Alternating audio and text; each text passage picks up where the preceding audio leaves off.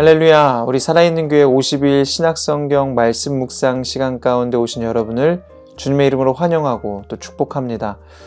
오늘도 주님께서 오늘 말씀을 또 읽을 수 있는 귀한 은혜를 우리 가운데 허락하셨습니다. 주님이 주신 이 시간들을 통해서 또 말씀이신 하나님을 경험하고 주님이 주시는 그 은혜와 능력을 또 풍성하게 경험하는 저와 여러분들이 되시기를 바랍니다.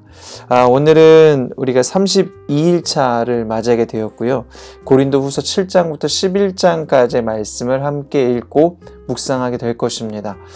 새 마음으로 우리가 오늘 우리에게 주신 이 만나와 메추라기를 잘 먹고 그렇게 새 힘을 얻고 오늘도 믿음으로 살아가는 저와 여러분들 되시기를 바랍니다. 기도하고 함께 말씀 나누도록 하겠습니다. 사랑의 하나님 감사합니다. 오늘도 우리에게 새날 주시고 말씀으로 이 하루를 살아가게 하시니 감사합니다. 삶의 일상 속에서 말씀을 읽는 것은 우리의 마음을 주께 드리지 않으면 참으로 어려운 일임을 우리가 보게 됩니다. 오늘도 우리의 마음을 주께 드리기 원하고 그렇게 주님께 우리의 마음을 쏟아 놓을 수 있는 우리들의 삶이 될 수 있도록 인도하여 주시옵소서. 이 시간 성령 하나님께서 말씀을 읽을 그 마음과 또 그 시간과 그 장소와 또 그러한 노력들을 정말 할 수 있도록 성령님께서 인도하여 주시고 이끌어 주시옵소서. 감사드리며 거룩하신 예수 그리스도의 이름으로 기도합니다. 아멘. 네, 오늘은 고린도후서 7장부터 11장까지의 말씀 중에서 고린도후서 7장의 말씀을 가지고 함께 하나님이 주시는 말씀 나누도록 하겠습니다. 우리가 인생을 살면서 안 하고 싶지만 하게 되는 것 중에 하나가 바로 근심입니다. 근심. 근심은 우리로 하여금 두렵고 불안하게 만드는 마음을 이야기합니다. 우리의 마음을 어렵게 하는 것, 이것이 바로 근심이죠. 근데 오늘 말씀을 보니까, 오늘 7장에 나오는 말씀들을 보니까 근심에도 종류가 있음을 보게 됩니다.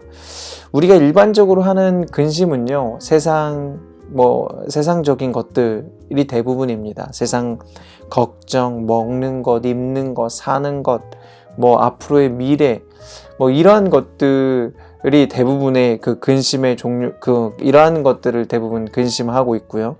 오늘 본문에 나오는 사도 바울의 근심은 어떤 근심이었느냐?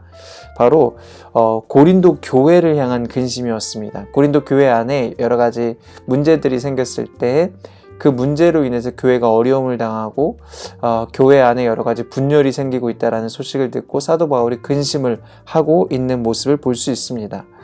근심을 하게 한 그 마음의 중심이 다르다라는 것을 볼 수 있는데요. 우리가 일반적으로 하는 세상 걱정 근심, 먹고 사는 문제, 앞으로의 여러 가지 그러한 근심들은요, 결국 그 중심이 무엇인가? 바로 나입니다. 내가 중심이 돼서 하게 되는 근심이고요.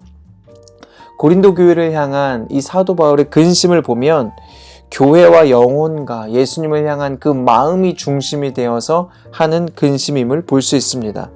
여러분, 그런데 우리가 세상 걱정 근심은요, 예수님 믿기 전에 늘상 했던 우리의 모습이었습니다. 예수님 믿기 전에 얼마나 우리가 세상 걱정 근심 그것에 휩싸여서 우리의 인생을 살았습니까? 그런데 우리가 예수님을 믿고 난 이후에는 어떻게 되었습니까? 예수님을 믿고 난 이후에는 이제 그런 근심의 상황을 맞이할 때의 믿음으로 그것을 우리가 이겨내고 또 주님을 의지해서 그것들을 극복하고 돌파하는 삶을 살아가도록 주님이 우리를 인도하시고 이끌어 주셨죠. 세상 걱정 근심은 우리가 예수님 믿기 전에 우리의 모습이라는 것입니다. 예수님이 이렇게 말씀하시잖아요. 수고하고 무거운 짐진 자들아 다 내게로 오라. 내가 너희를 쉬게 하리라. 여러분, 그렇습니다. 주님은 우리로 말미암아 우리들을 주님에 의해서 또 우리에게 자유함을 주시고 우리로 하여금 이 땅 가운데 또 하나님이 주시는 평강과 은혜 가운데 나아가도록 우리를 이끄시는 분이 우리 예수 그리스도이신 줄 믿습니다.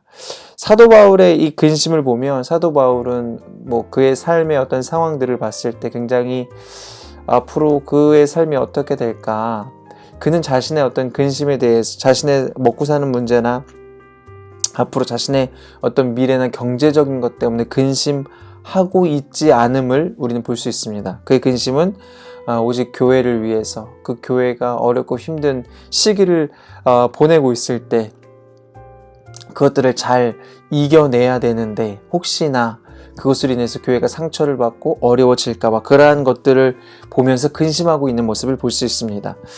오늘 말씀을 보면서 이렇게 말씀을 나누면서 그렇다고 세상 걱정 근심이 나쁘다라는 것을 말씀드리는 것은 아닙니다. 여러분, 그런데요, 그 근심을 보면은 그 근심의 내용들을 보면 우리의 마음이 어디를 향하고 있는지를 볼 수 있습니다. 네, 우리의 마음이 세상을 향하고 있는가, 주님을 향하고 있는가. 우리의 마음이 정말 주님을 향해 있다면 주님이 하시는 근심을 우리가 하게 될 거고, 세상을 향해 있다면 세상이 주는 걱정과 근심이 우리 안에 가득하게 될 것입니다. 말씀드렸던 것처럼 이런 교회를 향해서 이런 영혼을 향해서 누가 근심할까요? 교회 안에 문제가 생기면 누가 근심할까요? 교회는 주님의 몸이잖아요. 주님의 몸이 이렇게 깨어지려고 할 때 누가 근심하실까요? 우리 주님이 근심하시지 않을까요? 또 이러한 주님의 몸된 교회를 위해서, 또 영혼들을 위해서 그렇게 힘들어하고 교회가 힘들어할 때 누가 근심할까? 바로 주님을 사랑하는 자들이 근심하게 되는 것입니다. 주님을 사랑하는 사람들이 교회를 위해서 근심하고 걱정을 한다라는 거예요. 그리고 그 근심의 원인들, 그 걱정의 원인들을 해결하기 위해서 노력한다라는 것입니다. 오늘 사도 바울이 그렇게 하고 있는 모습을 볼 수 있습니다.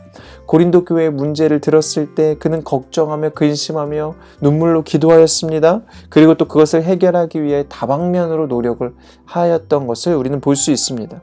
마침내 그들이 자신들의 죄악을 회개하고 주님께 돌아왔다라는 소식을 들었을 때 그는 매우 기뻐하며 그 기쁨과 감사를 이 고린도 교회에게 전하기 위해서 이 고린도 후서를 기록하고 있는 것입니다.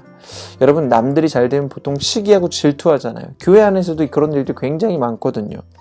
여러분, 우리의 모습은 어떻습니까? 탕자가요, 아버지께 돌아왔을 때 형이 그것을 기뻐한 것이 아닙니다. 형은요, 그 탕자를 받아준 아버지를 원망했어요. 예. 아버지를 원망했죠. 여러분, 교회 안에도 이런 모습이 있다라는 거예요. 우리의 모습은 어떻습니까? 오늘을 살아가며 저와 여러분은 어떤 근심을 하고 있습니까? 세상 걱정, 근심 다 주님께 내려놓고 주님이 주시는 그 마음, 그 사명을 위해서 오늘도 주님 사랑하는 마음으로 주님의 몸된 교회를 위해서 기도하며 나아가는 저와 여러분들이 되시기를 바랍니다.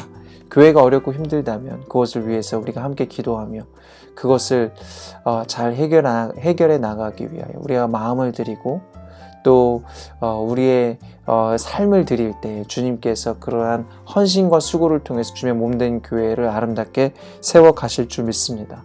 오늘도 우리가 말씀을 읽고 묵상하는 가운데 또 주님의 인도하심이 있기를 바라고, 주님이 주시는 은혜가 오늘도 우리의 삶을 압도하고 뒤덮는 그러한 놀라운 은혜가 저와 여러분들의 삶 가운데 가득하기를 예수 그리스도의 이름으로 간절히 축원합니다. 아멘.